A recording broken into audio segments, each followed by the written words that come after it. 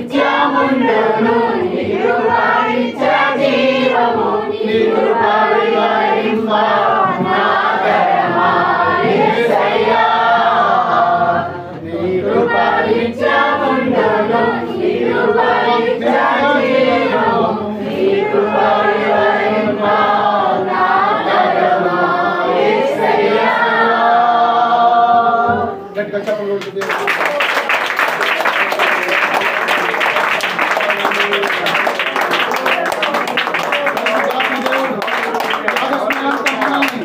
మన బిడ్డల్ని మన కుటుంబాన్ని ఆయన సజీవమైన రెక్కల నీడలో దాచి కాపాడి భద్రపరచున్నాడు. వాక్యము ద్వారా జరుగుతున్న కార్యములన్నిటి ద్వారా ప్రభువే తన నామానికి మహిమ తెచ్చుకున్నట్లుగా మనందరం ప్రార్థన చేసుకుందామండి. మనందరం వాళ్ళకి కళ్ళు మూసుకుని ప్రార్థన చేసుకుందాం. సుశీలమ్మ గారు ప్రార్థన చేస్తారు. మనందరం ప్రార్థనలోకి వెళ్దాం.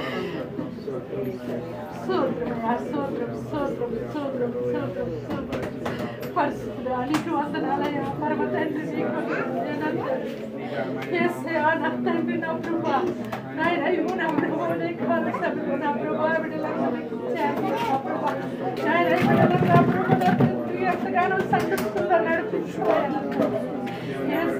నా ప్రభా సేవకారంగా నా ప్రభా నాయన సేవకులు నా ప్రభా మా ఎద్దకు తీసుకొని వందనాలయ్యా నా నాయన ఇవ్వు నా ప్రభా మేము చేరటానికి నా ప్రభా నాయన నా ప్రభా ఇలా కృపను చూపించినందుకు నీకు వందనాలయ్యా యేసయ్యా నా ప్రభా నీ కృప నా ప్రభా నిత్యం ఉంటదయ్యా నాయన నీ కృప నా ప్రభా వివరించడానికి మాకు తరము కాదయ్యా నా ప్రభా యేసయ్యా నా తండ్రి నా ప్రభా నా తండ్రి నాయన నా ప్రభా నా తండ్రి నీ కృప నా ప్రభా నా తండ్రి అన్నిటికీ కూడా నా ప్రభా లేకపోతే నా ప్రభా మేమేమవుతామో మాకే తెలియదయ్యా నా తండ్రి నాయన నా ప్రభా ప్రతికూలమైన నా ప్రభా పరిస్థితులన్నీ కూడా నా తండ్రి నాయన నా ప్రభా సఫలంగా నా ప్రభా సఫలమవుతామయ్యా నా దేవాన్ని నాయన సైతాన్ని క్రియలు నా ప్రభా నా తండ్రి మమ్మల్ని తోసివేతలను చూసినప్పుడు నా ప్రభా మా చుట్టూ నువ్వు ఉంటావయ్యా నా ప్రభా నా తండ్రి నువ్వు లేకపోతే నా ప్రభు మేము జీవించలేవయ్యా నా తండ్రి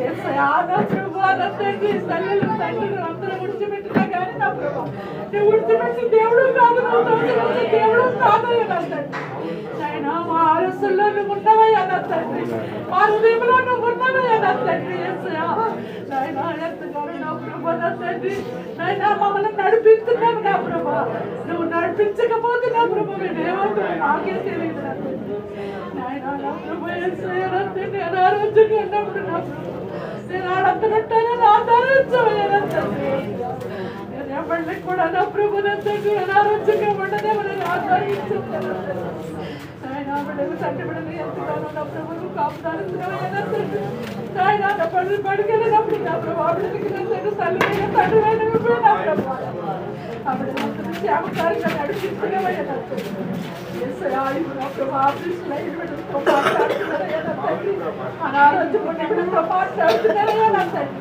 వ్యాపారం చేసి బిడ్డలతో మాట్లాడుతున్నా ప్రభు యేసయ్యా నాయన బిడ్డలతో మాట్లాడుతున్నారు నా ప్రభు నాయన సరితారు మంది ఎన్నో ఉచ్చులు అందుతున్నాయా నా ప్రభు స్తోత్రాలు తండ్రి యేసయ్యా ఉచ్చులు అవునయ్యా నీకు స్తోత్రాలు ప్రభువా స్తోత్రాలు తండ్రి స్తోత్రాలు ప్రభువా ఎంతగానో నువ్వు కృప చూపుతున్నావు ప్రభువా అవును యేసయ్యా నీకు స్తోత్రాలు తండ్రి స్తోత్రాలు ప్రభువా ఎంతగానో నువ్వు కనుగరిస్తున్నావు తండ్రి నీకు స్తోత్రాలు ప్రభువా హల్లెలూయా హల్లెలూయా హల్లెలూయా స్తోత్రం స్తోత్రం స్తోత్రం స్తోత్రం నాయన యేసయ్యా నీకు స్తోత్రాలు తండ్రి అవును యేసయ్యా నీకు స్తోత్రం స్తోత్రం స్తోత్రం స్తోత్రం స్తోత్రం స్తోత్రం స్తోత్రం స్తోత్రం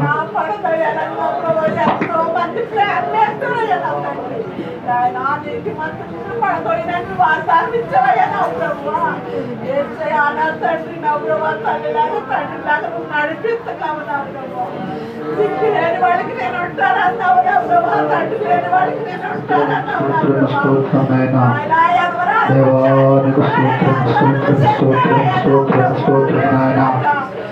కార్యం చేస్తున్నందుకు స్తోత్రాలు స్తోత్రాలు స్తోత్రాలు మాట్లాడవయ్యా నా తండ్రి ఏ బిడ్డ నా బిడ్డని మాట్లాడతావు నా ప్రభువా తండ్రి నా నా ప్రభా ఆశగా వచ్చాము నా ప్రభా మా ఆశను నెరవేర్చయ్యా నా ప్రభా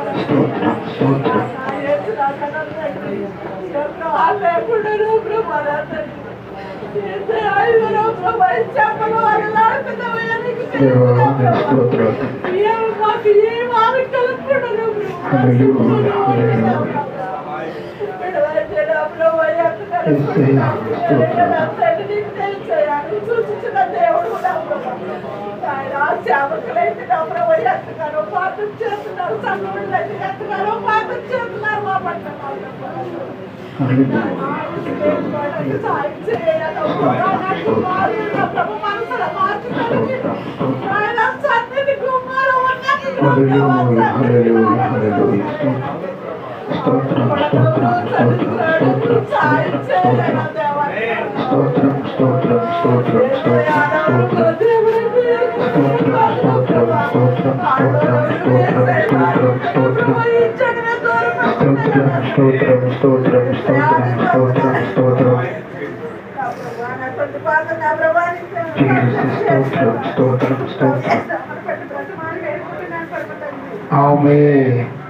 ప్రార్థనలకు ఇచ్చిన యేసయ్యకు స్తోత్రాలు చెబుదాం.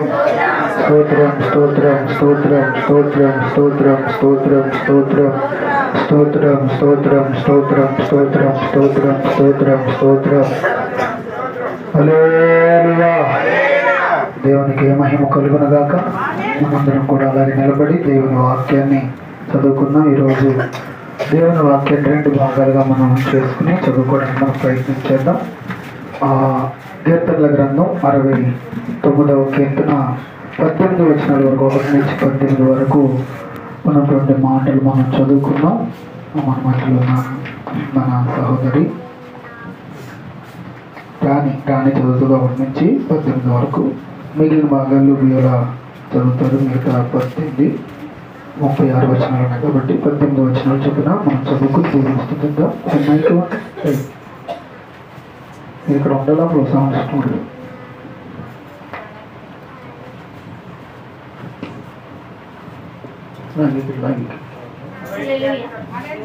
దేవా, జలములు నా ప్రాణము మీద పొర్లుచున్నవి, నన్ను రక్షింపు. నిలుక తీయని అగాధమైన గంగ ఊబిలో నేను దిగిపోవచ్చున్నాను. అగాధ జలములలో నేను దిగబడి ఉన్నాను. వరదలు నన్ను ముంచివేయుచున్నవి.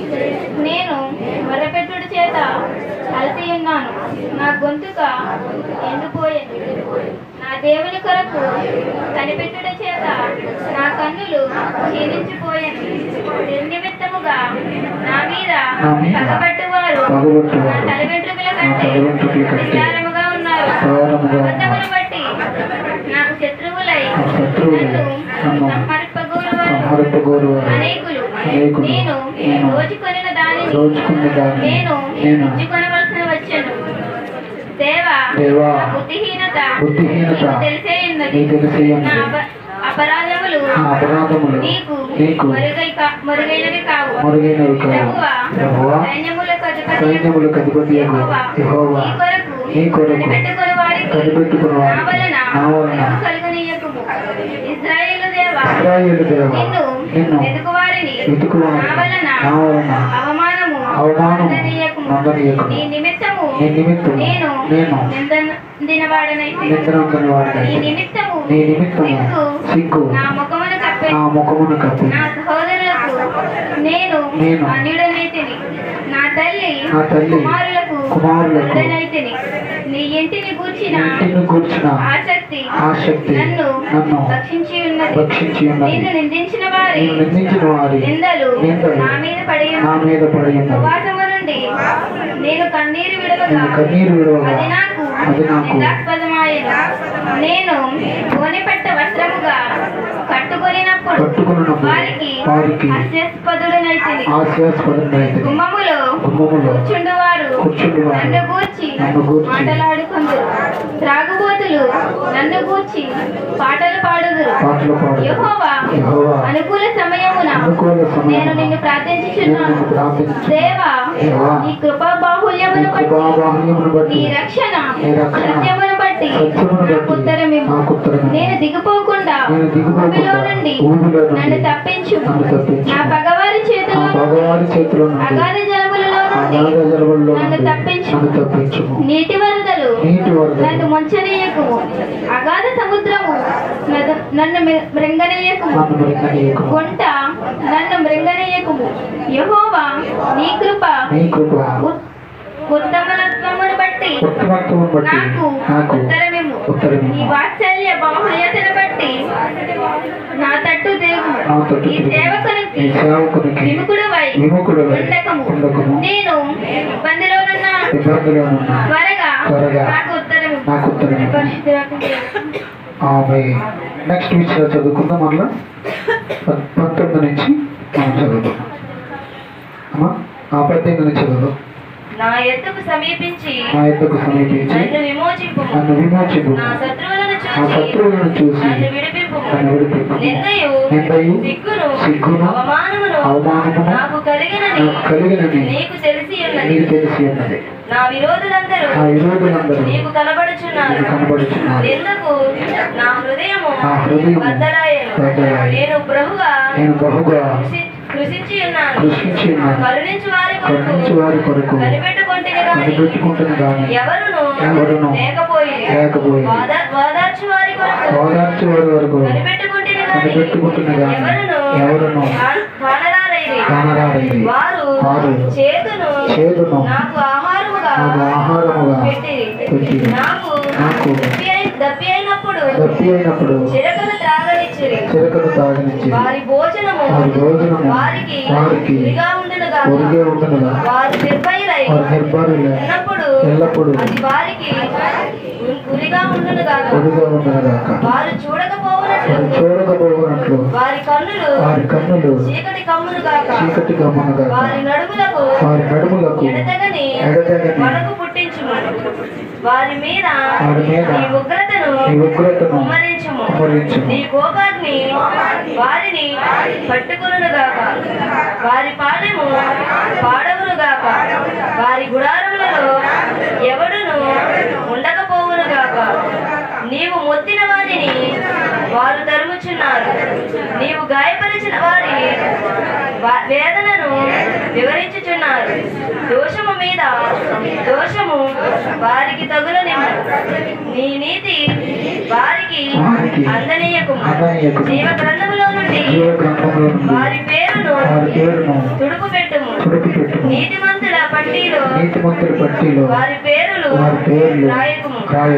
నేను బాధపడిన వాడనై వ్యాకుల పడుచున్నాను. దేవా, నీ రక్షణ నన్ను ఉద్ధరించునుగా. కీర్తనలతో నేను దేవుని నామమును స్తుతించెదను.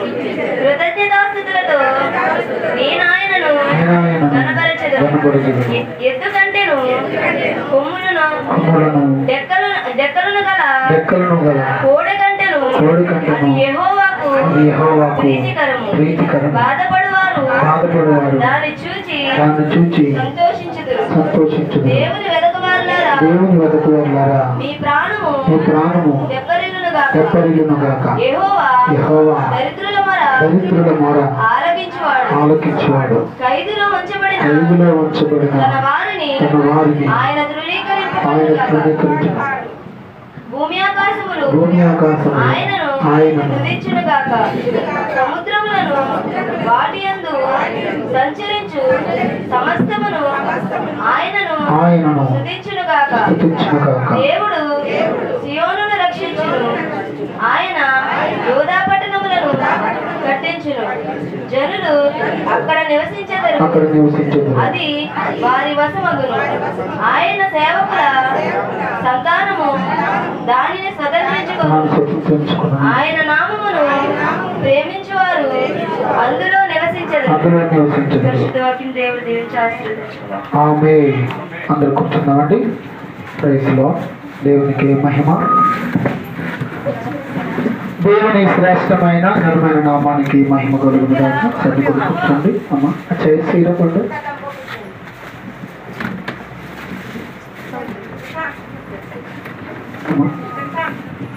సాక్ష్యం అమ్మ చెప్పండి. వాక్యం చెప్పి చిన్న సాక్ష్యం వింటాం మనం. మన తల్లి గారు సుశీలందరూ సాక్ష్యం చెప్తున్నారు, వినాల్సిందిగా కోరుతూ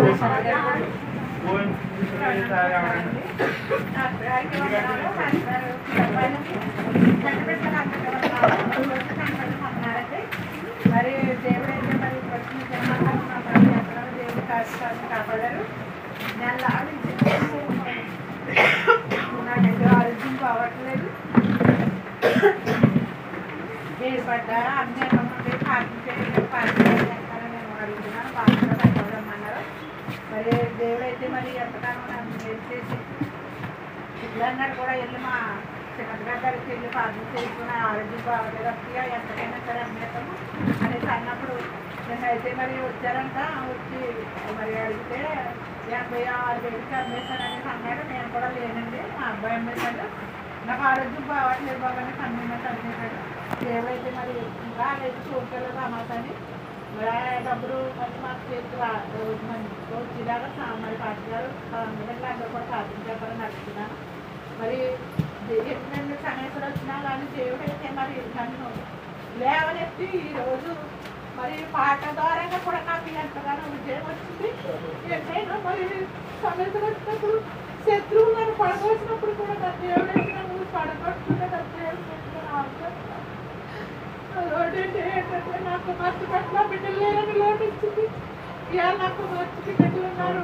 వాళ్ళకి గృహాలు కట్టుకోవాలని నేను ఆశపడుతున్నాను. వాళ్ళు గృహాలు ఉండాలని ఆశపడుతున్న గృహాలు త్వరగా అయిపోయేలాగా సాయం చేస్తారు. పాత్రగా అందరూ పాత్ర నడుస్తున్నారు. నాకు కొంచెం దేవుడు జీవించున్నాను.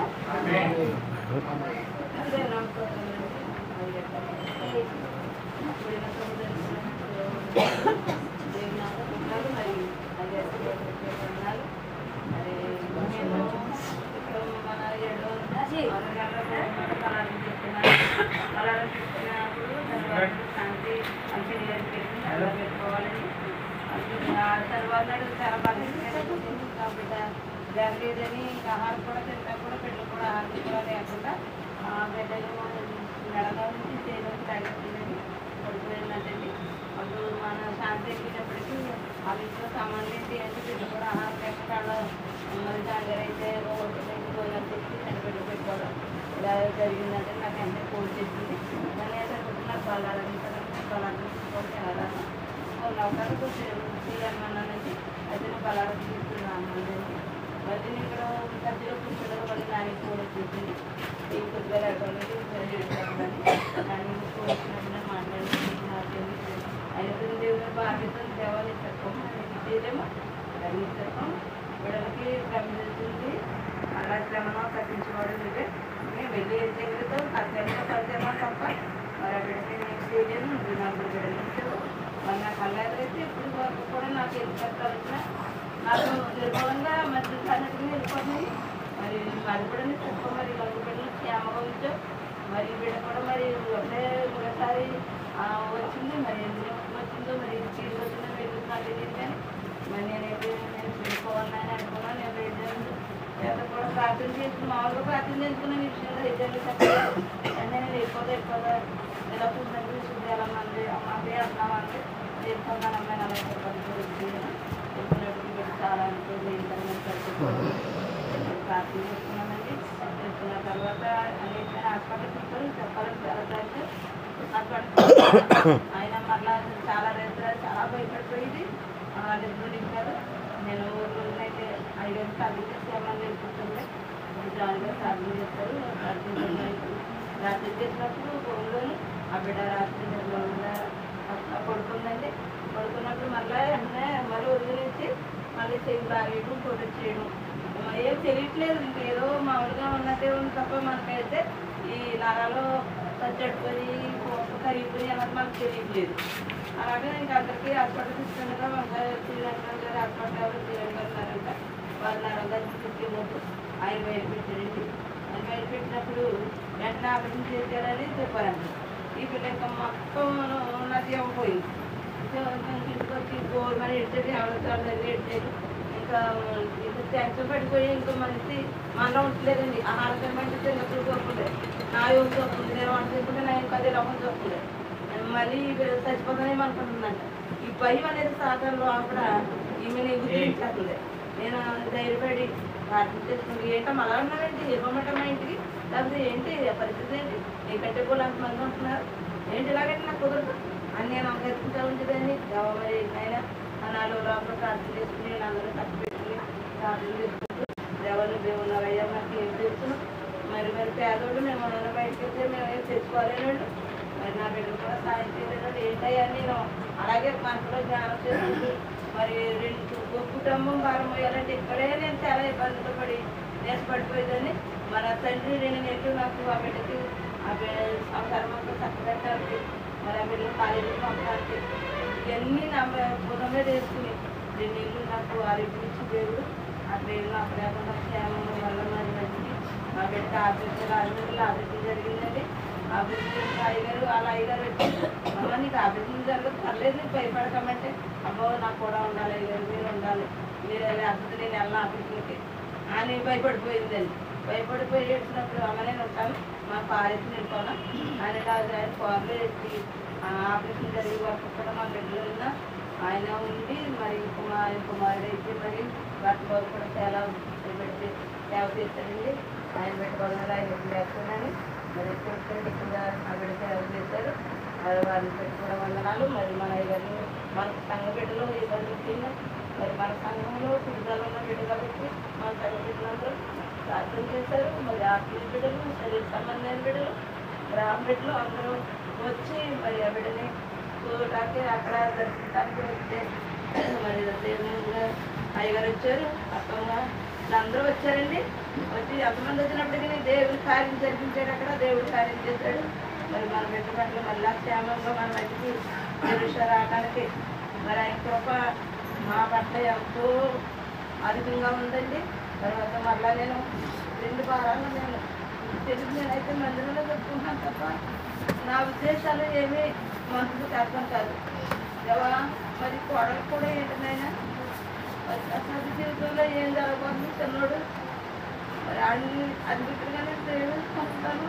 మరి చిన్న బిడ్డలు ఆ బిడ్డ విషయం ఏంటైనా ఏం చేయబోతున్నాను నాకు తెలియపరుచున్నాయినా నాకు ధైర్యపరుచున్నాయినా ఈ బిడ్డ కదా ఆపరేషన్ జరిగింది ఒకటి తేల పెట్టావు.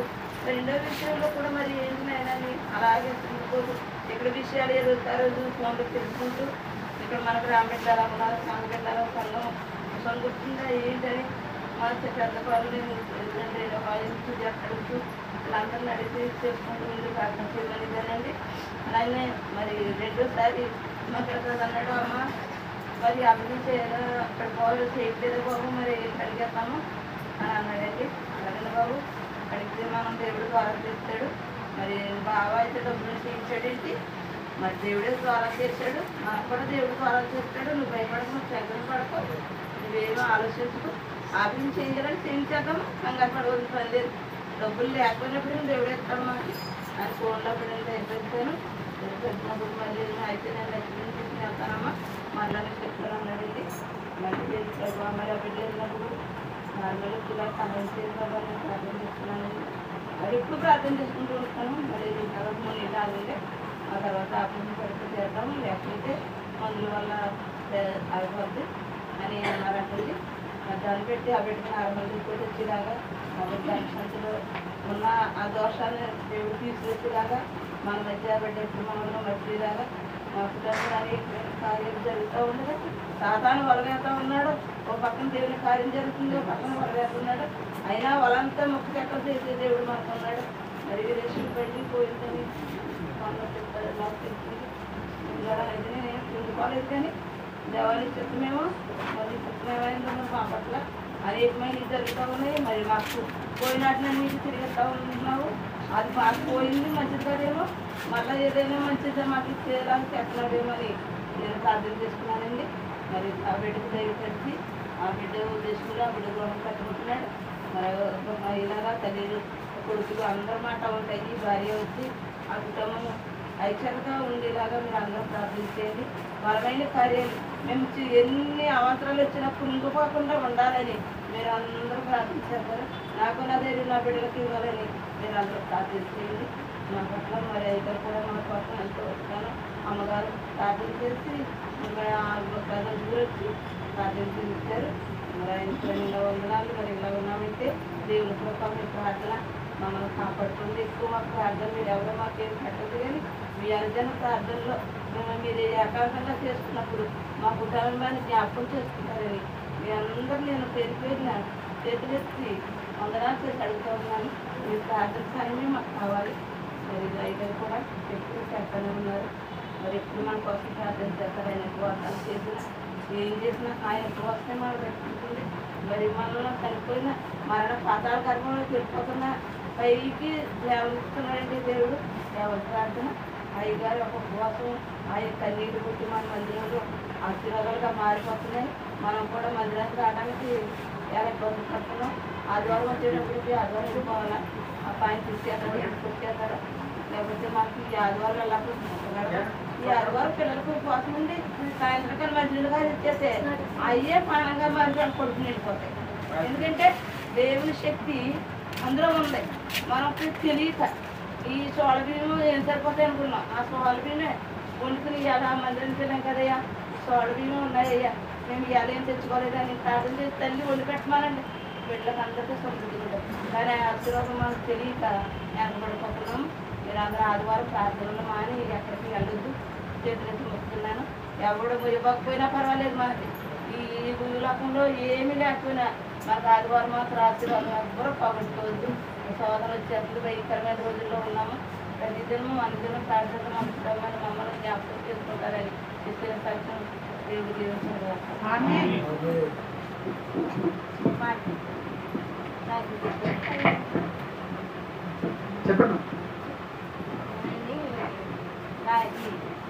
గోళ్ళకి వెళ్ళామండి. మొన్న గోళ్ళకి అయితే డాక్టర్లు ఇచ్చారండి. గోళ్ళకి కానీ కొన్ని గురించి ఎంచుకుందామని వెళ్ళలేదు. చూశాను అమ్మని కాపాడుతుంది కదా అండి. ఆ పడదంటే అది 12 గంటలకు వచ్చేయి అన్నట్టు అన్నారండి. నేను దుప్పటి ఇంటికి వచ్చి దుప్పడనే అది వెళ్దామని ఇంటికి వచ్చానని ఇంటికి వచ్చిన మా కోడని మా తల్లిని అడిగానండి. అడిగిన తర్వాత అమ్మమ్మ చెప్పి ఏం చేసుకోలేదు అన్నదండి. మా కోడలు మా తల్లి కూడా అలా అన్నారండి. అన్న తర్వాత బట్టలు తినేపోయానండి. దుప్పడే ఆ తినేపోయిన తర్వాత ఇంకా తీసుకుపోయారండి. తీసుకుపోయిన తర్వాత ఇంకా మల్లారు ఆవిడ తీసుకెళ్ళిపోయి చేయలేదండి. ఆకృష్ణ ఆ మల్లారు చేశారండి. ఆ మల్లారు చేసిన తర్వాత ఇంకా తీసుకెళ్ళి చేశారు కానీ చేయడానికి ఏమో ఇంటిసినాలు అవి చేశారండి. చేసిన తర్వాత ఏమో అవి ఎక్కలేదండి. ఎక్కకపోయేటప్పటికి అలాగే 3 సార్లు చేశారు. 3 ఇంటిసినాలు చేశారండి. 3 ఇంటిసినాలు కూడా అలాగే ఎక్కలేదు. మళ్ళీ తర్వాత మళ్ళీ ఏం చేశారంటే చాలా కుట్టారండి. కుట్టిన తర్వాత అప్పుడు మొత్తం వచ్చేసిందండి. మొత్తం వచ్చేసిన తర్వాత నాకు కిందలో లేనండి. ఇంకా కొద్దిగా తీసుకుపోయారని తీసుకున్న తర్వాత ఆపరేషన్ చేశారు. తండ్రి నాన్న మరి ఆపరేషన్ చేస్తాక నాకు ఎవరు లేదు. మరి నేను ఎవరో పిల్లలతో ఉన్నారు. ఇంకోటి ఇంటికి వచ్చాను. వాళ్ళు ఉన్నారని మా కోళ్ళ దగ్గర వాళ్ళు చేసి ఎక్కువ చేశాను. తండ్రి మరి ఎవరో నాకు ఆర్డర్ లేదు. మరి ఏంటి నాయన మరి నాకు బట్టి తిరగమని మరి ఒకసారి ఇచ్చాను కాబట్టి నువ్వు నాకు చూడగా ఉన్నాను నాయన అని ప్రార్థన చేసుకున్నానండి. ప్రార్థన చేసుకున్న తర్వాత నాకు కొంచెం భయంగా ఉంది. భయం ఉన్న తర్వాత మా ఎవరికి ఫోన్ చేశాను. ఎవరికి ఫోన్ చేస్తే ధైర్యంగా ఉండు, పద్ధతికి ఏం భయమే కాదు, ధైర్యంగా ఉండు, దేవుకున్నారు అన్నారండి. అన్న తర్వాత అలాగే ధైర్యంగా ఉంది. ప్రార్థన చేసుకుని నా ఆదేశం చేత తీసుకెళ్ళి నాకు చేసేసి తీసుకొచ్చేసారండి. తీసిన తర్వాత ఏమనిపించలేదండి. ఏమనిపించకపోయేటప్పటికి మళ్ళీ రాత్రి వంకాయ కూరను సాంబారును వేసారండి. వేసిన తర్వాత వేసి తిన్నాను. తిన్న తర్వాత ఇంకా 2 ఆంధ్రులు వెళ్ళిపోయాయి. 3 ఆంధ్రులు వెళ్ళిపోయాయి. 3 ఆంధ్రులు వెళ్ళిపోయిన తర్వాత ఏంటి తండ్రి మరి అలాగే వచ్చాను. ఒక దళితం మరి ఎవరు లేదు. మరి అర్థమైందిగా ఉంది. ఏంటైనా నేను అలా ప్రార్థన చేసుకుంటున్నాను. ప్రార్థన చేసుకున్న తర్వాత ఈ మధ్య 1 గంట పోయిన తర్వాత ఇంకా అక్కడ ఏదో ఊరంటే అది వచ్చారంటే 3 ఆడవాళ్ళండి రాజులు. వచ్చిన తర్వాత అమ్మాయికి వాంతులు వెళ్ళిపోతున్న పాపం కానీ అక్కడ చేసి నీళ్ళు వేశారండి. నీళ్ళు వేసిన తర్వాత అందులో అంతా కడుక్కుని అలా సీలేసి తీసుకొచ్చి ఒక దారం దగ్గరికి ఒక పెట్టుకున్నారండి. దగ్గరికి ఒక పెట్టి పట్టించుకోలేదండి. ఇంకా తీసుకెళ్ళి ఆపరేషన్ చేసి పడేసానండి. తీసుకెళ్ళి పట్టించుకోలేదండి. ఇంకా పట్టించుకోలేటప్పటికి ఇంకా అలాగే ఉన్నాను. వచ్చేటప్పటికి తీసుకొచ్చేసి చెప్పేద్దామని తీసుకొచ్చేస్తున్నారు. తీసుకొచ్చేటప్పటికి చేసామంటే తర్వాత ఇక్కడికి వచ్చిన తర్వాత కొద్ది తిరిగినట్టు అనిపించినాయండి. కొద్ది తిరిగినట్టు అనిపించి అక్కడ ఒక గంట కూర్చున్నాను. వాళ్ళు ఇంటికాడ ఒక గంట కూర్చుని అప్పుడు అలాగే వస్తున్నానండి. వచ్చేటప్పటికి మా పిల్ల ఒక నన్ను చూసి ఏం చేసింది, ఇది కూర కాసేస్తుంటే కూర కాసిన తర్వాత ఏమో ఒక కాసేసింది. కోడలు కడిగింది. కడిగిన తర్వాత ఈ రోజు మా కోడలు నీళ్ళు పెట్టేస్తుందండి. గ్యాస్ మీద నీళ్ళు పెట్టేసి మాట్లాడుతుంటే అంతే వచ్చాను. వచ్చిన తర్వాత పెద్ద అంత వెళ్ళిపోయిందండి. ఆ ఇంట్లో నాకు వెళ్ళిపోయింది. అది అంత వెళ్ళిపోయిన తర్వాత వీళ్ళంతా కొట్టుకున్నారండి. గదిను కాళ్ళు మా పిల్లలండి గారు అడిగిందండి. ఇలాగ తింటుంది లేనండి. అలాగ వచ్చిన దేవుడు నాకు ఎన్నో మేలు చేశాడండి. మీకు చెప్పి చాలా మేలు దేవుడు చేసిన మేలు ఎన్నో మేలు చేశాడండి. అమ్మ దోప కూడా అన్నది ఎందుకు ఉన్నావు ఒక గడిగిన తెల్లదాయి బాబు ఎందుకు ఎవరైనట్టు కూడా ఎందుకున్నా అన్నదండి. మరి దేవుడు ఉన్నాడు ఎవరు అర్థం కానీ నాకు దేవుడు ఉన్నాడు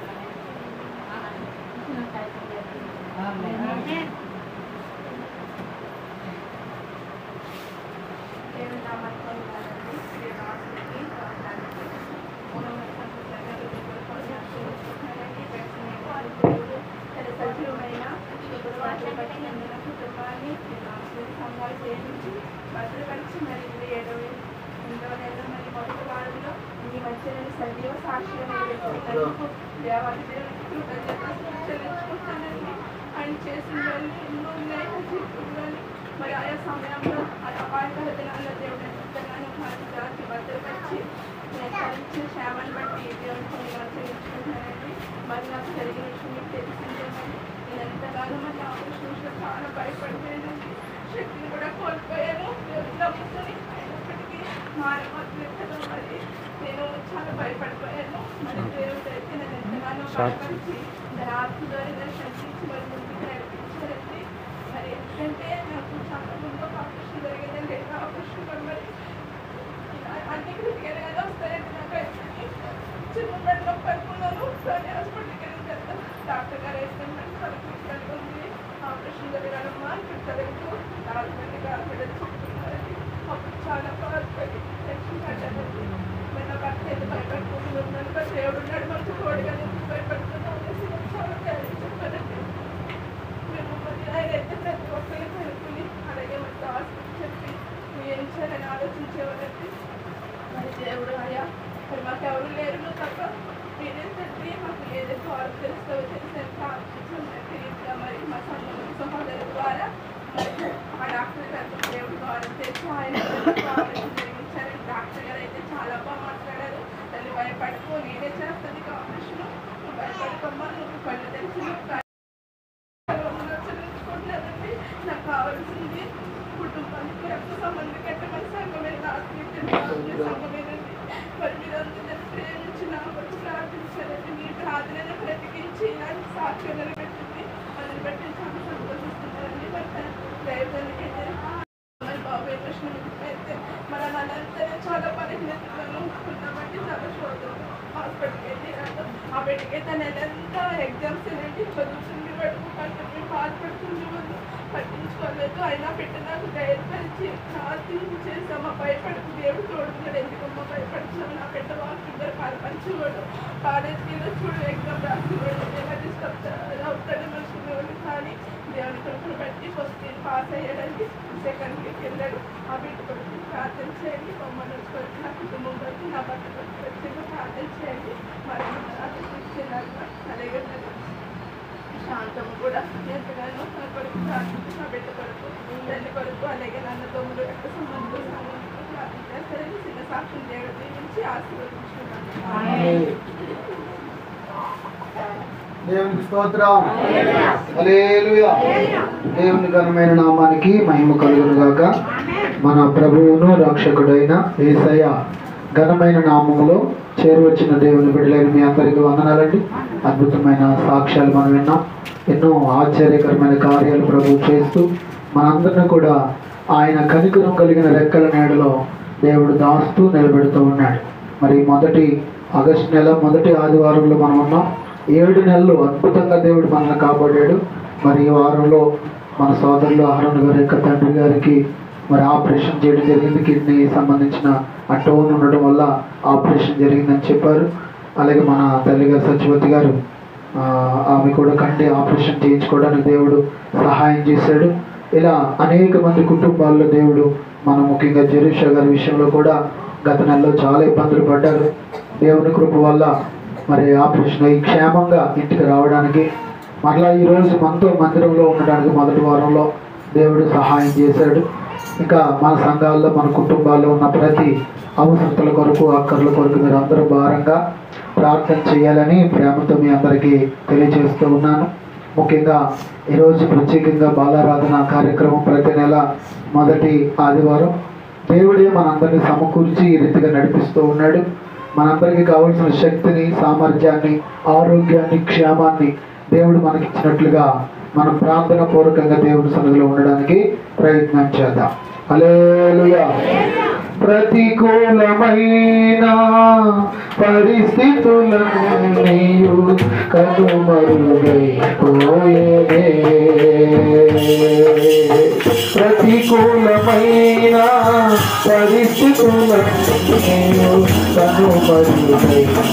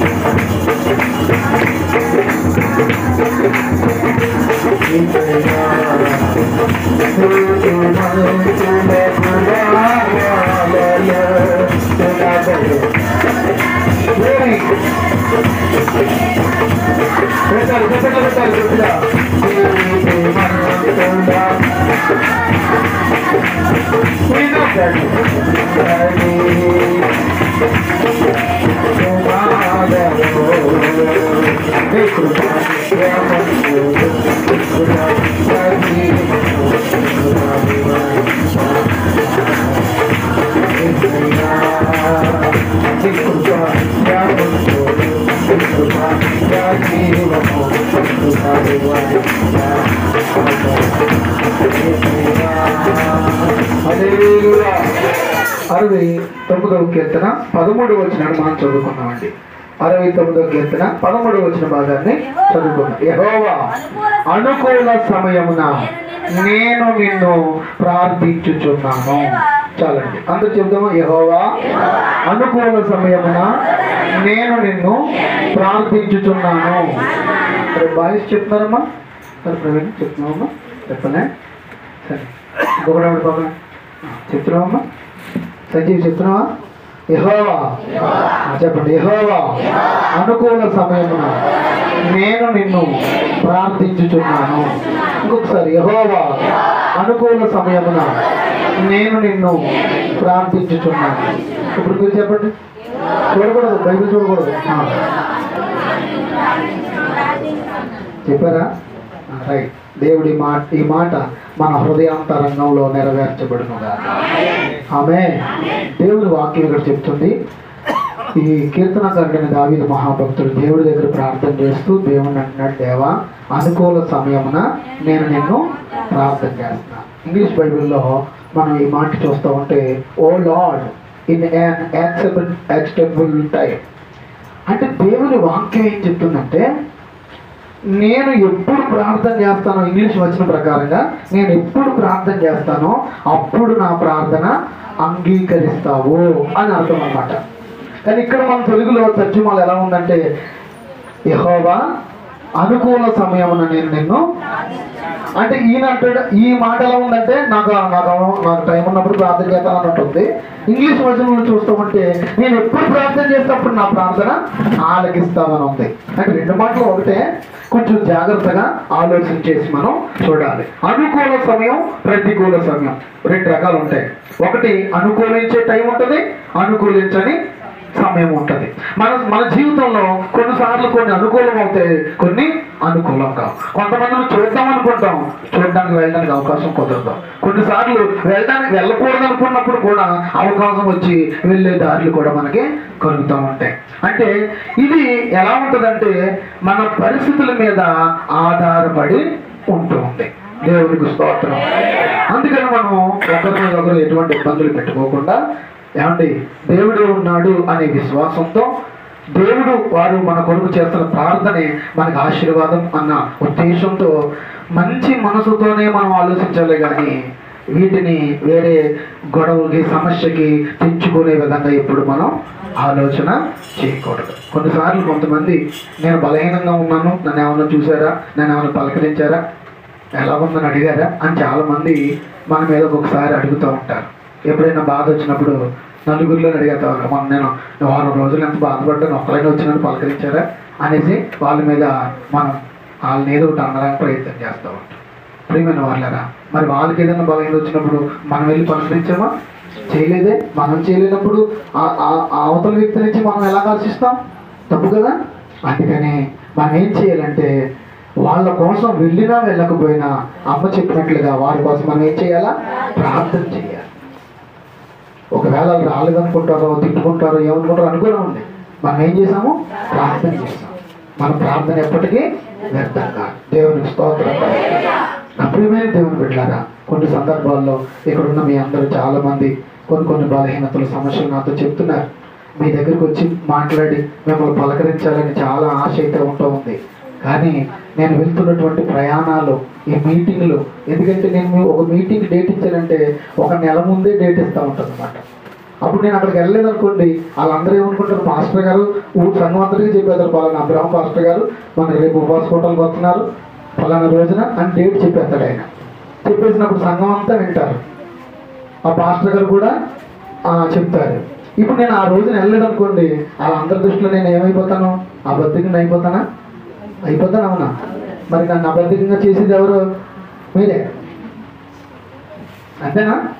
నేను పలానా రోజున 3వ తారీఖున నేను అన్నంపల్లి వెళ్తానని చెప్పి నేను ఎప్పుడో డేట్ ఇచ్చాను, నెలల క్రితం.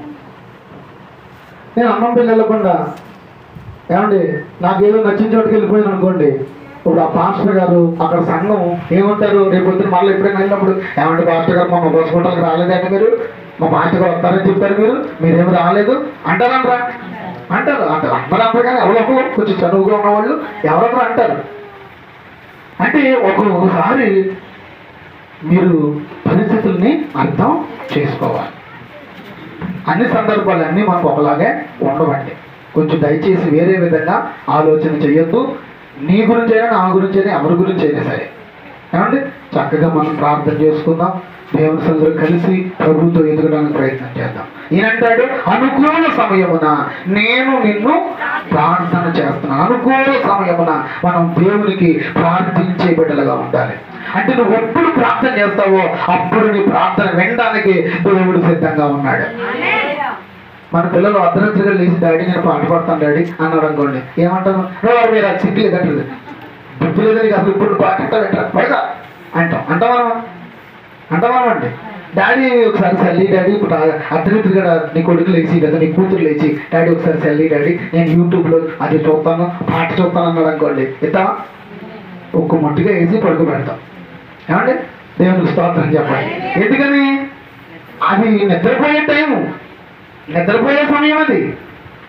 ఆ సమయంలో పాట పాడతాను, ఆ సమయంలో పాట అంటాను, ఆ సమయంలో ఇంకోటి ఏదో చేస్తానంటే కుదరదు. కానీ మనమైతే అలాగా అంగీకరించాం. కానీ దేవుడట నువ్వు ఎప్పుడు ప్రార్థన చేసినా నీ ప్రార్థన దేవుడు వింటాడు. ఆమె నువ్వు ఎక్కడుండి ప్రార్థన చేసినా, నువ్వు ఏ స్థితిలో ఉండి ప్రార్థన చేసినా, నువ్వు ఎలాంటి పరిస్థితుల్లో ఉన్నా నీ పరిస్థితిని దేవుడు చూడగానే నీ ప్రార్థన దేవుడు చూస్తాడు. హల్లెలూయా, హల్లెలూయా. అంటే యోనా గారు పాతాళ గర్భంలోకి వెళ్ళిపోయినాడు అనుకుని అతను అనుకుంటున్నాడు, ఎందుకు ఎక్కడున్నాడు? చేప కడుపులో ఉన్నాడు. పాతాళ గర్భంలోకి వెళ్ళిపోయినేమో, నేను ఎక్కడికో వెళ్ళిపోయినేమో అనుకుంటున్నాడు లోపల ఉండి. అక్కడెక్కడో మోకాళ్ళు వేసి ప్రార్థన చేస్తున్నాడు. ఎక్కడుండి కూడా ప్రార్థన చేస్తాడు. ఎక్కడ పాతాళ గర్భంలోకి వెళ్ళి కూడా ప్రార్థన చేస్తున్నాడు. అతను ప్రార్థన దేవుడు విన్నాడా లేదా? దేవునికి స్తోత్రం. 3 రోజులు ఆకలి తిండి లేదు, ఏమీ లేదు. 3 రోజులు ఉపవాసంతో ప్రార్థన చేశాడు. ఏ ఊరు వెళ్ళకూడదు అనుకున్నాడో ఆ ఊరే దేవుడు పంపించాడు. ఒక్క రోజులో ఊరంతా సువార్త ప్రకటించాడు. ఒక్క రోజులో సువార్త చేశాడనంత. ఊరంతా మారిపోయింది.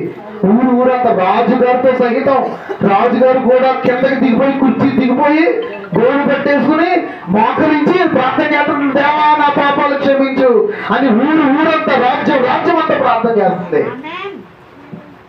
అతను చేసిన చిన్న ప్రార్థన ఆ ఊరినే మార్చేసింది. దేవునికి స్తోత్రం. గమనించిన ప్రియమైన వాళ్ళారా, నేను మీ అందరికీ చెప్పేది ఏంటంటే, నువ్వు ఎప్పుడు ప్రార్థన చేసినా దేవుడు అనుకూలంగా ఉంటాడు. Acceptable time. నీ జీవితంలో అంగీకరించబడే సమయాన్ని దేవునికి ఇవ్వాలని ఆశపడతా ఉన్నాడు. నువ్వు ఎప్పుడు ప్రార్థన చేసినా ఎనీ టైం 24/7 అన్నట్టుగా నువ్వు ఎప్పుడు ప్రార్థన చేస్తే అప్పుడు నీ ప్రార్థన వినడానికి ఆయన సిద్ధంగా ఉన్నాడు. కాబట్టి ప్రార్థన చేయడానికి రాత్రి చేయాలా, పగలే చేయాలా, లేకపోతే తెల్లవారుజామునే చేయాలా అని ఏమేమి పెట్టుకోవద్దు. ఒక క్రమం పెట్టుకుంటే చాలా మంచిది. దానియేలు గారు 3 సార్లు ప్రార్థన చేసేవారు రోజుకి. అంటే ఉదయము, మధ్యాహ్నము, సాయంత్రం. దావీదు గారు అయితే 7 సార్లు ప్రార్థన చేసేవాడు స్తుతించి. ఆయనకు అనుకూలమైన సమయం అంతా ప్రార్థన చేస్తూ ఉండేవాడు. అందుకే అంటున్నా, అనుకూల సమయమున నేను నిన్ను ప్రార్థన చేస్తున్నాను, నేను ప్రార్థన చేస్తున్నాను, నా ప్రార్థన నువ్వు వినే దేవుడు అని నాకు తెలుసు అని విశ్వాసంతో ప్రార్థన చేస్తూ ఉన్నాడు. అవునండి, మనందరం కూడా ఎప్పుడు ప్రార్థన చేసినా, ఎలా ప్రార్థన చేసినా, ఎక్కడ ప్రార్థన చేసినా ఏమంటే మన ప్రార్థన దేవుడు ఆలకిస్తాడు, సహాయం చేస్తాడు. ఒక అద్భుతమైన సహాయాన్ని దేవుడు మన జీవితంలో కలుగు చేస్తాడు. వాక్యుల నుండి ఒక మాట చూపిస్తాడు. న్యాయాధిపతుల గ్రంథం 10వ అధ్యాయం 15వ వచనం చదువుకున్నాం. న్యాయాధిపతుల గ్రంథం 10వ అధ్యాయం 15వ వచనం. అందరూ కూడా బైబిల్ తెరిచి వాక్య భాగాన్ని నేర్చుకోవడానికి ప్రయత్నించారు. న్యాయాధిపతుల గ్రంథము 10వ అధ్యాయం 15వ వచనం. అప్పుడు ఇశ్రాయేలీయులు మేము పాపము చేసి ఉన్నాము, నీ దృష్టికి ఏది అనుకూలమో దాని చొప్పున మాకు చేయము. చాలు, దేవునికి స్తోత్రం. ఇశ్రాయేలీయులు దేవుడి దగ్గర మేము పాపం చేశామయ్యా, మేము పాపంలో నడిచామయ్యా, మా జీవితం అంతా పాప జీవితంగా మా జీవితం బ్రతుకుతా ఉంది, మేము మా జీవితాన్ని పాప బ్రతుకులుగా మేము బ్రతికాం, అన్య దేవతలను ఆరాధన చేశాం, దేవునికి వ్యతిరేకంగా తిరిగాం, నీవు తప్ప వేరొక దేవుడు నీకు ఉండకూడదన్న వాగ్దానాన్ని మీరిపోయాం, ఆయన ఆజ్ఞను మీరిపోయాం, మాట వినలేని వారిగా, లోబడలేని వాళ్ళుగా మేమున్నాము, నీ దృష్టికి మేము పాపము చేసిన వారిగా ఉన్నాము. దేవునికి స్తోత్రం కలుగుతుంది. ఒక్కసారి మీరు ఆలోచన చేయండి. అమ్మా, అక్కడ అంటాడు దేవుడు, ఆ ఇశ్రాయేలు ప్రజలు దేవుడి దగ్గరకు వచ్చి వారు చేసిన పాపాన్ని దేవుడి దగ్గర ఒప్పుకుంటూ వాళ్ళు ఏమంటారు తెలుసా? నీ దృష్టికి ఏది అనుకూలమో అది మాకు చూపు. దేవునికి స్తోత్రం. దయచేయి, నీ దృష్టిలో మేము పాపం చేశాం, నీ దృష్టిలో నేను తప్పు చేశాను, నువ్వేం చేస్తావో చేసుకో. కాబట్టి ఒక భార్యాభర్తలు గొడవ పడ్డారండి. గొడవపడి కుటుంబంలో చాలా గొడవలు అయిపోతా ఉన్నాయి. ఇప్పుడు భర్త ఏమండి తన తప్పు తెలుసుకుని భార్య దగ్గరికి వచ్చి నేను తప్పు చేశాను, నువ్వేం చేస్తావో చెయ్యి అన్నాడు అనుకోండి, భార్య ఏం చేస్తుందండి? మాట్లాడలేదు.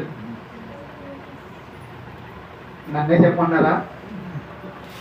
అయినా చెప్తాను, మీకు తెలుసు, అయినా చెప్పట్లేదు మీరు. దేవుని స్తోత్రం చెప్పండి. మంచి భార్య అయితే ఏం చేస్తా తెలుసా? సర్లేండి, అయింది అయిపోయింది, ఇక నుంచి అయినా జాగ్రత్తగా ఉందాం, ఇక నుంచి ఇంతవరకు ఏదో అయిపోయింది, సరే మీరు తప్పు తెలుసుకున్నారు, అదే నాకు సంతోషం, మీరు మారారంటే నాకు అంతకన్నా సంతోషం ఏమీ లేదండి. నిజమైన అదే ఒక మంచి యోగ్యురాలైన భార్య అయితే. నువ్వు ఆ రోజున అవగన్నావు, నీకు తెగిపోయేదాకా నేను నమ్మనన్నాను అనుకోండి, అది మనకి మళ్ళీ తిరగం. అలా అనకూడదు, కానీ అనేదానికి ఏం చెప్పాను? స్తోత్రం. అంతే కదండి. మరి ఇప్పుడు అలాంటి పనికిమాలి ఆలోచనలు కలిగినట్టు ఆమె, అయ్యో ఫోన్లో భర్త మారాడు, ఎంతవరకు ఏదో బతికాడు, ఎంతవరకు ఏదో జీవితం జీవించాడు, ఈ రోజైనా నా దగ్గరకు వచ్చి నన్ను క్షమించాను అన్నాడు. ఒక మగవాడు క్షమించు అని తన భార్య దగ్గరకు వచ్చి హృదయపూర్వకంగా అన్నాడనుకో, ఏ భార్య అయినా ఖచ్చితంగా క్షమించాలి, సంతోషంగా ఉండాలి. ఎందుకంటే కాపురం విడగొట్టుకోవడానికి ప్రయత్నం చేయకూడదు, కలవడానికి ప్రయత్నం చేయాలి. దేవునికి స్తోత్రం. హల్లెలూయా.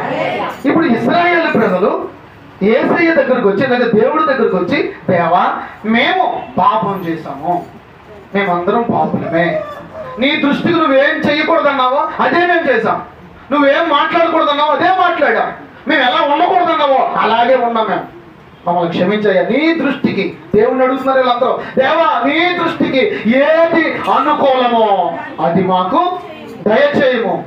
కిందకి, దయచేసి నేడు మమ్మును రక్షింపమని చెప్పి యెహోవాను సేవింపవలెనని తమ మధ్య నుండి తొలగింపగా ఆయన ఆత్మ ఇశ్రాయేలులకు కలిగిన దుర్వ్యవస్థను చూసి సహింపలేకపోయాను. గట్టిగా చెప్పులు కొడుతూ దేవుని నామమున హల్లెలూయా. ఎప్పుడైతే ఆ ప్రజలు యేసయ్య దగ్గరకు వచ్చి, దేవుడి దగ్గరకు వచ్చి, దేవా దేవా మేము పాపులం, నీ దృష్టికి ఏది ఇష్టమో అది చేయండి అయ్యా. ఇప్పుడు తప్పు చేసిన మన కొడుకు మన దగ్గరకు వచ్చి, డాడీ నాకు తెలుసో తెలియకో నేను చేసేసాను, నన్ను క్షమించి డాడీ అని నేను బ్రతిమాలుకుంటున్నాడు అనుకోండి, నువ్వేం చేయాలి తెలుసా? వెంటనే క్షమించాలి. ఒరే ఇంతవరకు ఏదో అండర్స్టాండింగ్ లేక జరిగింది, ఈ రోజు నుంచి అయినా కొంచెం బుద్ధి తెచ్చుకుని జాగ్రత్తగా, ఏదన్నా నాతో చెప్పు, ఏదైనా నేను నీతో చెప్తాను. మనం సంతోషంగా ఉండాలి, మనం ఒక మంచి సంబంధం కలిగి మంచి ఆనందంగా మనం మన కుటుంబంలో జీవించాలి అన్న ఆలోచన రావాలి. తండ్రిగా దేవుడు ఉన్నాడు, బిడ్డలుగా మనం ఉన్నాం.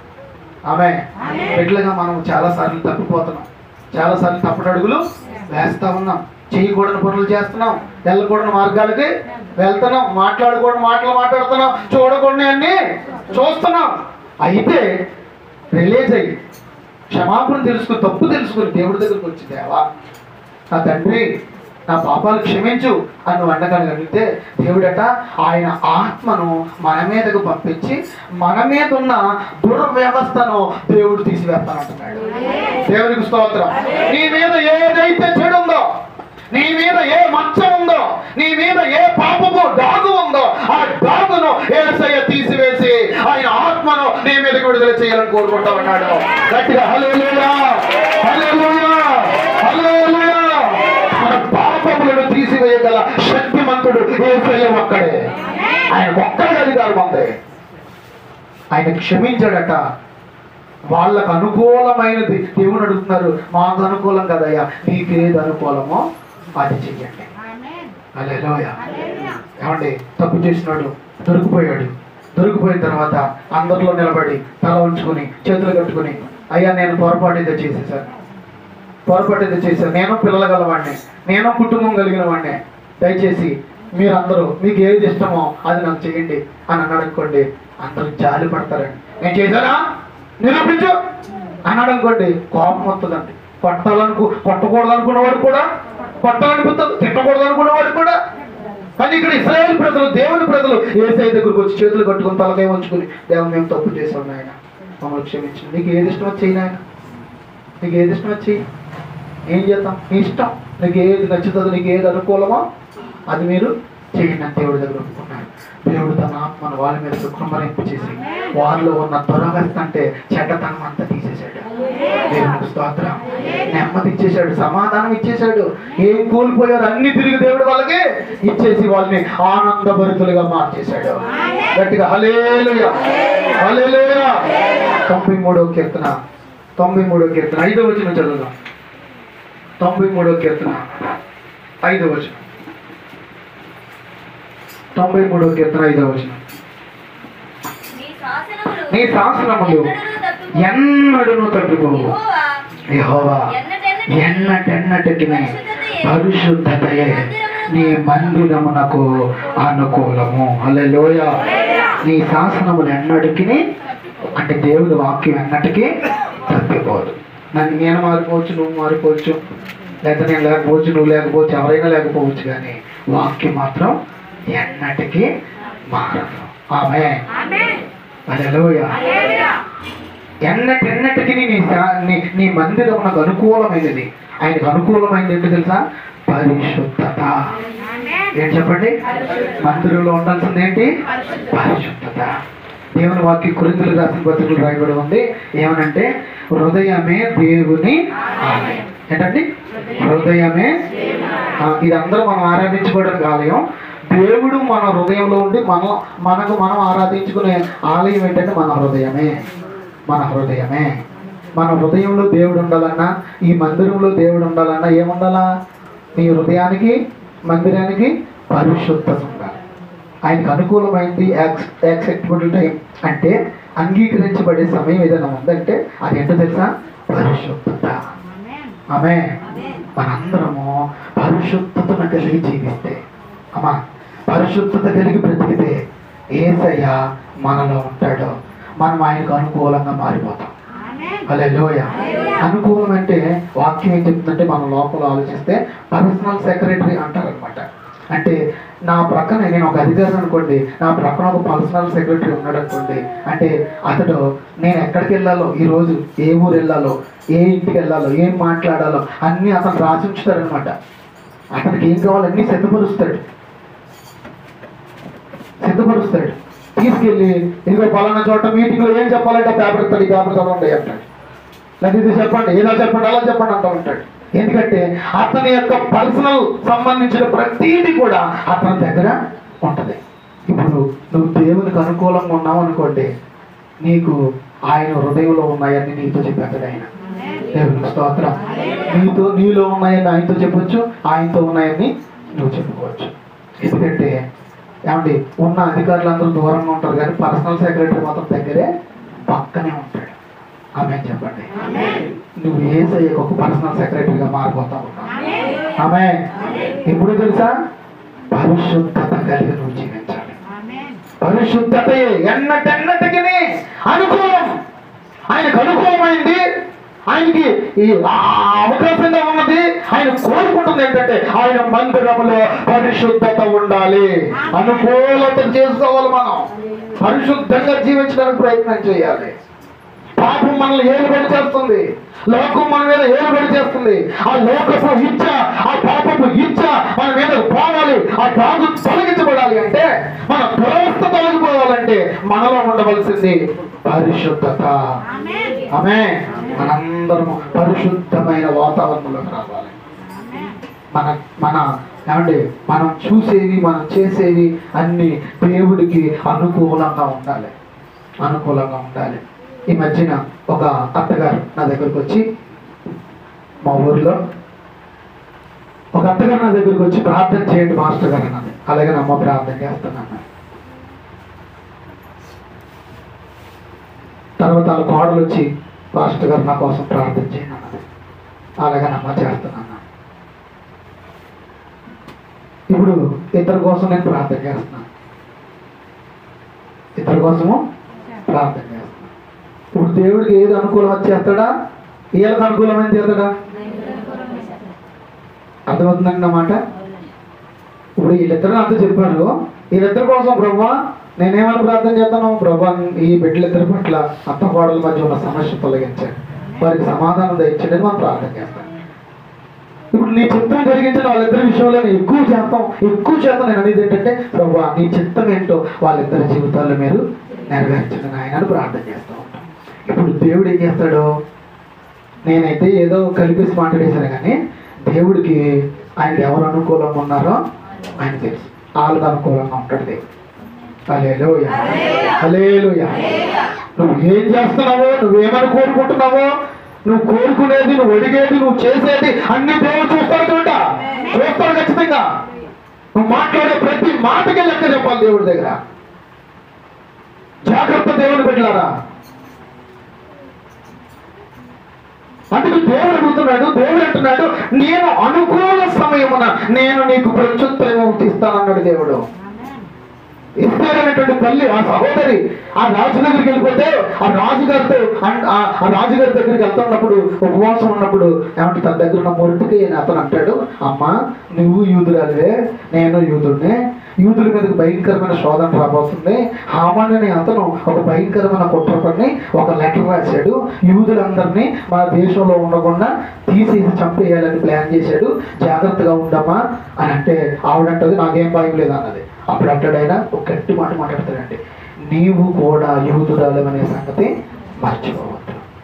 ఆ మాట విని గుండెలు ఒక్కసారి భయమేసి, నువ్వు యూదురాలనే సంగతి తెలిస్తే నువ్వు రానివైనా చూడ కదా, నేను కూడా చంపేస్తాను కదా, జాగ్రత్త అన్న మాట చెప్పినప్పుడు ఆమె వెళ్ళి 3 రోజులు ఉపవాసం ఉన్న తర్వాత రాజుగారి దగ్గరికి వెళ్ళిందండి.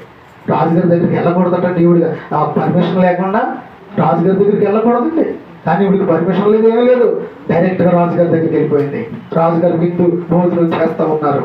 ఆ టైంలో ఆ రాజుగారితో మాట్లాడుతుంది, అయ్యా రాజా, నేను ఇలా వచ్చినందుకు నన్ను క్షమించండి. ఇదిగో నేను ఆరాధించున్న దేవుడు నా ప్రజలు నశించిపోవడానికి సిద్ధంగా ఉన్నారు. ఆ విషయం నీ దగ్గరికి లెటర్ రూపంలో వచ్చింది. దీని విషయంలో ఒక వ్యక్తి కుట్ర పన్ని ఇలా చేశాడు అని చెప్పి సంగతులన్నీ చెప్పేసరికి ఎవడో వ్యక్తి అనంటే ఎవడో కాదు నీ పక్కన కూర్చున్న వ్యక్తి అన్నాడు. ఆడు కూడా వచ్చాడు భోజనానికి. విషయం అంతా చెప్పింది. వెంటనే రాజుగారు ఒక మంచి ఆలోచన చేసి, ఏమంటే అక్కడ యూదులు మరణించకుండా, యూదులకి మరణం రాకుండా కాపాడటానికి ఒక అద్భుతమైన తీర్మానం చేసుకుంది. రాజుకి అనుకూలం కాకపోయినా ఈమె అనుకూలం చేసుకుంది. దేవునికి స్తోత్రం. ఏమంటే లోకంలో వ్యక్తులకు అనుకూలం కాకపోయినా అధికారికి అనుకూలం ఉండదు. నువ్వు వెళ్తావు, ఏమంటే నా గురించి ఏం చేశారండి, ఇదిగో లోన్ ఇస్తానన్నారండి, అది ఇస్తానన్నారండి, ఇంకా రాలేదు ఏంటండి అని అస్తమానం మనం వెళ్తున్నామండి. ఆయనకి ఏమంటాడు, ఇప్పుడు కుదరదమ్మా, నేను ఎక్కడికో వెళ్ళిపోతున్నాను, టైం లేదమ్మా అని చెప్తా ఉన్నాడు అర్థమాట్లా. ఇప్పుడు నువ్వు దేవుడికి అనుకూలంగా ఉన్నావు అనుకోండి, ఆ అధికారిని కూడా నీకు అనుకూలంగా మార్చేస్తాడు. హల్లెలూయా. చూడండి వాక్యంలో హెబ్రీయులకు రాసిన పత్రిక 12:1 వచ్చిన చూడండి. రోమా 12:1 చూడండి. రోమా 12:1. కాబట్టి సహోదరులారా, పరిశుద్ధమును దేవునికి అనుకూలమును అయ్యున్న సజీవ యాగంగా మీ శరీరములను ఆయనకు సమర్పించుడని దేవుని వాత్సల్యమును బట్టి మిమ్మును బ్రతిమాలుకొనుచున్నాం. దేవునికి స్తోత్రం చెప్పండి. హల్లెలూయా. సహోదరులారా, ఆయన చాలా చక్కగా మాట్లాడుతున్నాడు. సహోదరులారా, పరిశుద్ధమును దేవునికి అనుకూలమైన ఉన్న, అంటే దేవునికి అనుకూలమైనది ఏంటంటే పరిశుద్ధమును దేవునికి అనుకూలమైన సజీవ యాగముగా నీ శరీరములను సమర్పించుకునుడి. మన శరీరాన్ని దేవుని కొరకు సమర్పించు. ఎలాగా? సజీవ యాగం. ఎలాగండి? సజీవ యాగం అంటే, సజీవ యాగం అంటే బ్రతికుండగానే సమాధి అయిపోవటం, లేక బ్రతికుండగానే కాలిపోవటం, బ్రతికుండగానే బూడిదైపోవటం. బైబిల్ వాక్యాలు చూస్తూ ఉన్నప్పుడు పాట అంటే మనం పాడతాం, సజీవ యాగముగా మా శరీరము సమర్పించి, ఆ సజీవ యాగముగా మా శరీరము సమర్పించి సంపూర్ణ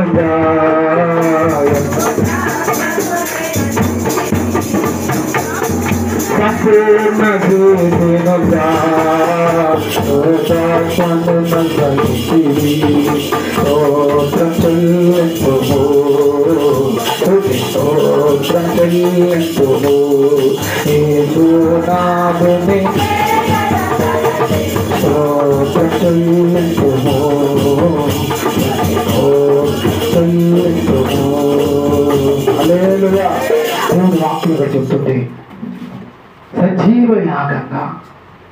అంటే ఆ రోజుల్లో ఎవరైనా పాపం చేస్తే ఆ పాపం చేసినటువంటి వ్యక్తి ఒక పావురాన్ని తీసుకుని రావాలండి.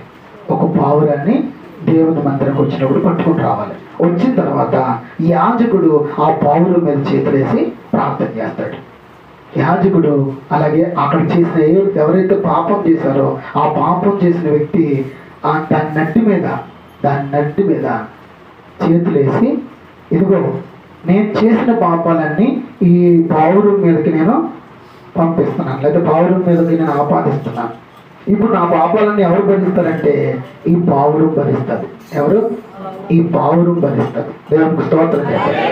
ఈ పావురం మీదకి నేను మోపుతున్నాను నా బాధలన్నీ, నా పాపం అంతా అని చెప్పి ఆ నడ్డు మీద ఎందుకు మోపాలని మాస్టర్ గారు అంటే, దేవుని వాక్యం చెప్తుంది, మన కొరకు ఆయన వీపు నాగలు కింద మంట పెరిగి కొలితే ఈ పావురానికి ఉన్నటువంటి ఏకలో ఈ వేడికి ఏమవుతాయంటే చూర్చుకుపోతాయి.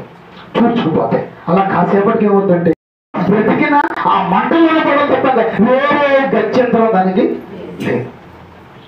ఇప్పుడు ఎవరి కోసం వచ్చేస్తుంది? ఎవరి కోసం అండి? తనకు తానుగా వచ్చి మంటలో పడిందా? తనకు తానుగా మెడ విరుచుకుందా? తనకు తానుగా రెక్కలు విరుచుకుందా? కాదు. ఎవరి కోసం? పాపం చేసిన నీ కోసం, నా కోసం.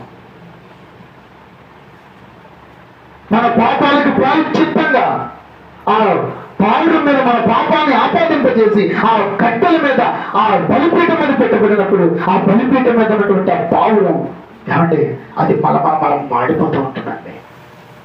ప్రాణం ఉంటుంది. ఓ పక్కన కాలిపోతూ ఉంటే ఆ వేడి తట్టుకోవాలి, మళ్ళీ ఈ పక్కకు తిరిగితే ఈ పక్క కాలిపోతూ ఉంటే అలా కాలిపోతూ బ్రతికుండగానే సజీవ దానం అంటే అదే సజీవ యాగంగా మారిపోతాయి. బ్రతికుండగానే అది శరీరం అంతా ఉడికిపోయి గుండె ఏమంటే ఆగిపోయి ఆ లోపల ఉన్నటువంటి అవయవాలన్నీ ఒకటి తర్వాత ఒకటి ఉడికిపోయి కాలిపోయి దానికి అది చివరికి అంటే అది ఆ బలిపీఠ మీద ప్రాణం విడిచిపెడుతుంది. ఎంత పెంకుంటా, ఎంత బాధపడతా తన ప్రాణం విడిచిపెడుతుంది తెలుసా?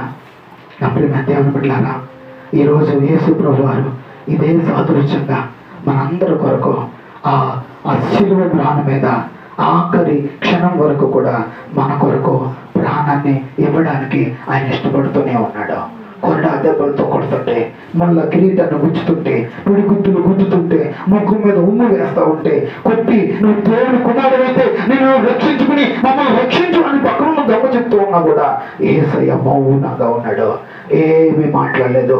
మన కోసం యేసయ్య సజీవ సాక్షిగా యేసయ్య మన కొరకు మరణించాడు. మన కొరకు, మన పాపముల కొరకు ఆయనే అనుకూలంగా మారిపోయాడు.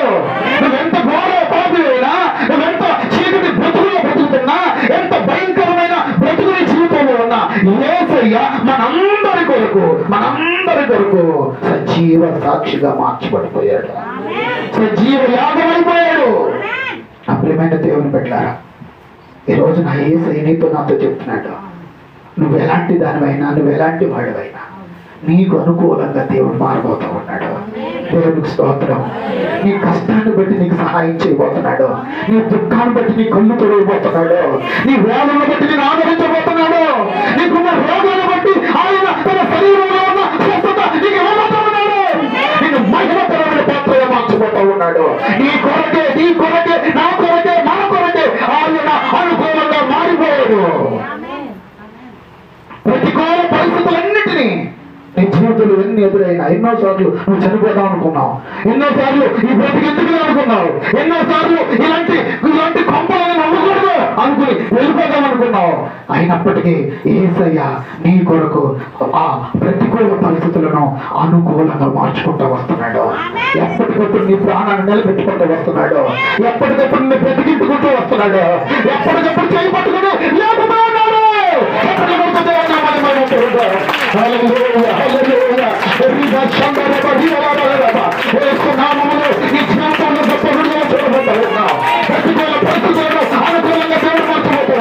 నేను ఆశీర్వదించబోతూ ఉన్నాడు. నేను సాక్షిగా నిలబడబోతూ ఉన్నాడు. అద్భుతం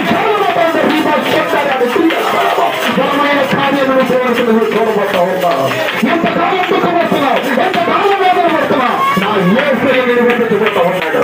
నా యేసయ్య నిలబెట్టుకుపోతా ఉన్నాడు. నా యేసయ్య నీకు అద్భుతమైన అనుకూలత కలిగించబోతూ ఉన్నాడు. హల్లెలూయా, హల్లెలూయా, హల్లెలూయా, హల్లెలూయా, హల్లెలూయా, హల్లెలూయా. హల్లెలూయా, హల్లెలూయా, హల్లెలూయా, హల్లెలూయా, హల్లెలూయా, హల్లెలూయా, హల్లెలూయా, హల్లెలూయా.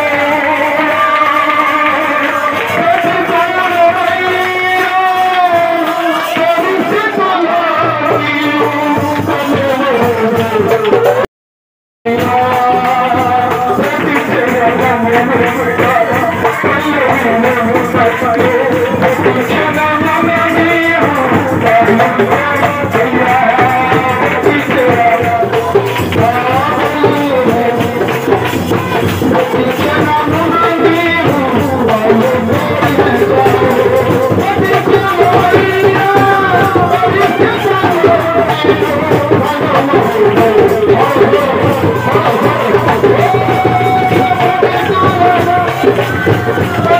you.